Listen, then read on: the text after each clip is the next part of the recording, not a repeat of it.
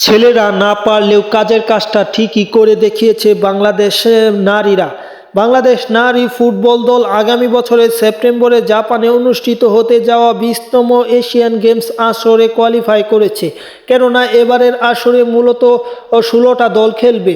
আগের আসরগুলোতে যে কোনো দল ইচ্ছে করলেই খেলার কৃতিত্ব অর্জন করতে পারত, কিন্তু এবার সেই ফরম্যাট ফরম্যাটে 16টা দল খেলতে পারবে এমনটা জানিয়েছে এশিয়ান অলিম্পিক কাউন্সিল বা এশিয়ান গেমসের যে অলিম্পিক কাউন্সিল আছে তারা।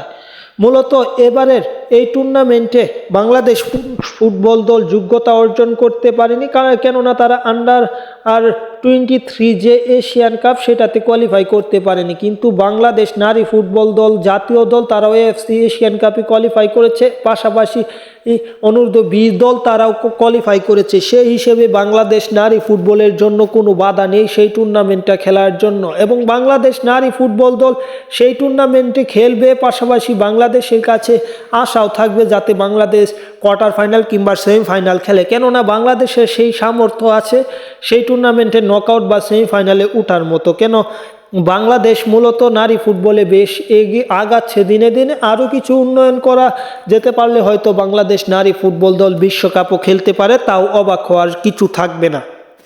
নারী ফুটবল দলের মূলত মার্চে একটা টুর্নামেন্ট আর একটা টুর্নামেন্ট এপ্রিলে। মার্চে মূলত অস্ট্রেলিয়ায় জাতীয় দলের যে টুর্নামেন্ট সেটা এশিয়ান কাপ, এবং পরবর্তীতে থাইল্যান্ডে মনে হয় অনূর্ধ্ব-20 টুর্নামেন্টটা অনুষ্ঠিত হবে।